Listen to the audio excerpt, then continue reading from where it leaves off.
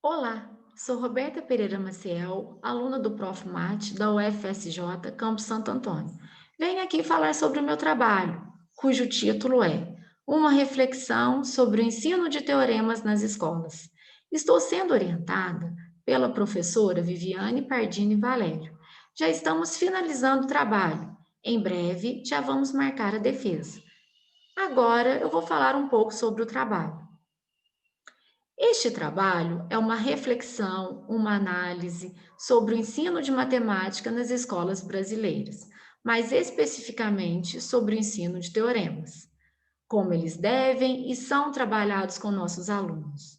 Objetivo geral: estudar como os teoremas são abordados nas escolas do ensino fundamental e do ensino médio nos dias de hoje no Brasil. Objetivos específicos: estudar alguns teoremas específicos do ensino básico, incluindo suas demonstrações. Analisar quais demonstrações podem ser trabalhadas nas escolas. Verificar como alguns livros didáticos trabalham este assunto. E propor atividades envolvendo um importante exercício de verificação de resultados simples matemáticos. No capítulo 1, iniciamos fazendo uma breve reflexão sobre o conceito de matemática. Em seguida, estudamos as três grandes escolas filosóficas matemáticas: logicismo, intuicionismo e formalismo, que influenciaram a concepção de matemática hoje, o ensino básico e ensino superior desta ciência. Existe entre elas incompatibilidade em alguns pontos, mas isso não significa que uma exclui a outra. Apresentamos duas charges. A charge A faz uma referência ao logicismo, mostrando que a matemática clássica era parte da lógica. A charge B faz uma referência ao intuicionismo e ao formalismo. As duas escolas, a seu jeito, construíam o que seria a base do edifício da matemática, a intuição e a formalização, respectivamente. Ainda no capítulo 1, analisamos os documentos oficiais: LDB, Lei de Diretrizes e Bases da Educação, PCN, Parâmetros Curriculares Nacionais, e BNCC, Base Nacional Comum Curricular, norteadores dos ensinos nas escolas. Tanto na LDB, nos PCNs, quanto na BNCC, os objetivos, propostas, sugestões apontam para a matemática trabalhada não mais de maneira descontextualizada, fragmentada e repetitiva, sem considerar a realidade em que a escola e os alunos estão inseridos. Porém, uma matemática que enfatiza a reflexão, o desenvolvimento do pensamento, a resolução de problemas cotidianos envolvidos em contextos sociais, econômicos e culturais, nos quais os alunos vivem. Com relação às competências de comunicar e de argumentar, seu desenvolvimento pressupõe também a formulação e a testagem de conjecturas, com apresentação de justificativas, além das competências de raciocinar e representar. Após a resolução de problemas matemáticos, os estudantes precisam apresentar e justificar seus resultados, interpretar os resultados dos colegas e interagir com eles. No capítulo 2, apresentamos os elementos que dão corpo ao sistema axiomático da ciência matemática: axiomas, definições, proposições, conjecturas, teoremas e outros. Em seguida, estudamos 9 teoremas abordados no ensino básico. Estudamos aspectos históricos, as demonstrações desses teoremas e refletimos quais demonstrações podem ser trabalhadas contemplando as orientações dos documentos oficiais, LDB, PCN e BNCC. Estudamos os seguintes teoremas: Teorema de Tales, Teorema da Bissetriz, Teorema de Pitágoras, Teorema de Heron, Teorema dos Cossenos, Teorema dos Senos, Teorema Fundamental da Aritmética, Teorema Fundamental da Álgebra, Teorema Binomial de Newton. Verificamos que o Teorema de Tales, o Teorema da Bissetriz, o Teorema de Pitágoras, o Teorema dos Cossenos e o Teorema dos Senos podem ser demonstrados para os alunos, pois possuem demonstrações acessíveis, abordando apenas conteúdos já trabalhados no nível de ensino em que são ensinados. Já o teorema de Heron, sua demonstração é um pouco mais elaborada. Mas caso o professor acredite ser interessante trabalhá-lo em sala de aula, aconselhamos fazer um roteiro bem definido dos passos da demonstração. Agora, o teorema fundamental da aritmética, o teorema fundamental da álgebra e o teorema binomial de Newton, suas demonstrações exigem conteúdos avançados de matemática, que não são abordados no ensino básico, portanto, não são acessíveis aos alunos desse nível de ensino.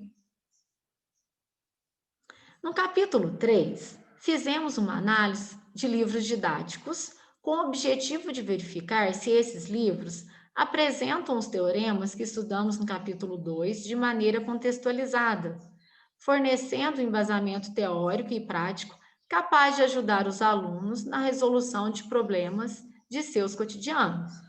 No ensino fundamental, analisamos livros do oitavo e nono ano, de autoria de Giovanni Castrucci, e analisamos livros do oitavo e nono ano, de autoria de Dante. No ensino médio, analisamos os livros de autoria de Dante e analisamos os livros de autoria de Iese. Verificamos que os livros didáticos pesquisados, analisados neste trabalho, oferecem uma trajetória que conduz os alunos ao domínio progressivo de um determinado tema ou componente curricular. Contribuem para a formação e desenvolvimento do pensamento crítico dos alunos, para que possam acompanhar os avanços das ciências e das tecnologias e articular o uso social dos conteúdos científicos aprendidos de forma contextualizada ao longo dos anos.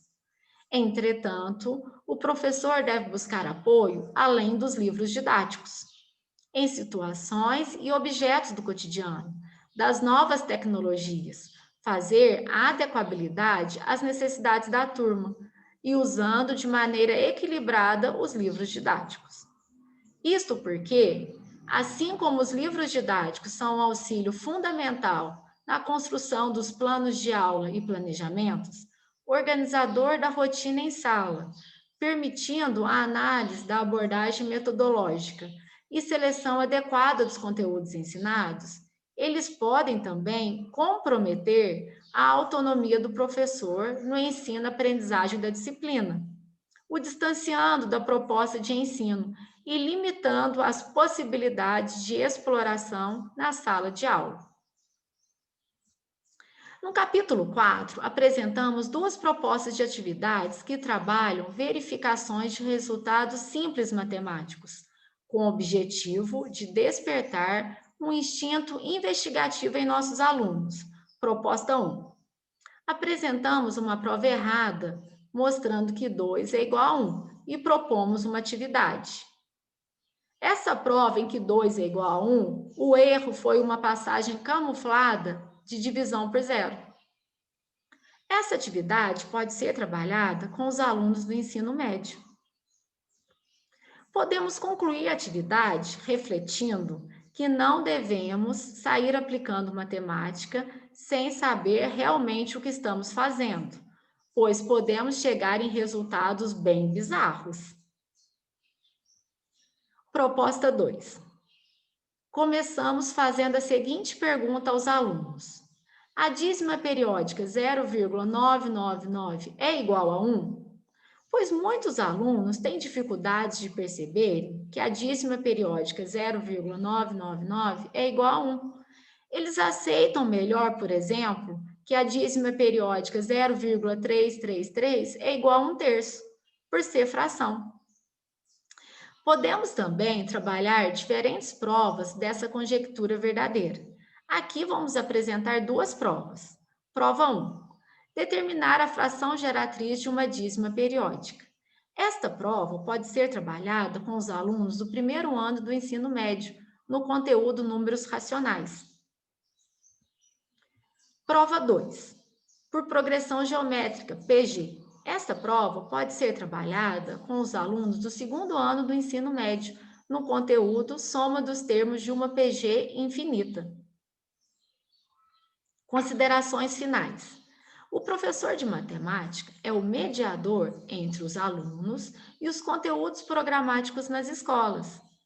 Conscientes disso, é fundamental que as ações propostas pelo professor em sala de aula proporcionem aos alunos uma compreensão significativa dos problemas, envolvendo investigações e demonstrações. Portanto, é importante que o professor cada vez mais deixe de lado atividades mecânicas, sem sentido, descontextualizada, com apresentação de teoremas direcionados apenas para a aplicação de fórmulas e regras decoradas. Tais procedimentos acabam desestimulando e dificultando o aprendizado dos alunos. Esperamos que este trabalho sobre o ensino de teoremas nas escolas possa contribuir na formação profissional dos professores, que desperte neles a busca de um domínio mais detalhado e articulado dos conteúdos matemáticos que eles ensinam para seus alunos. Esperamos também que nossa reflexão desperte em nossos colegas professores outras reflexões pertinentes para melhorar cada vez mais nossas práticas pedagógicas no ensino de matemática nas escolas. Referências bibliográficas. E finalizamos por aqui. O meu muito obrigada.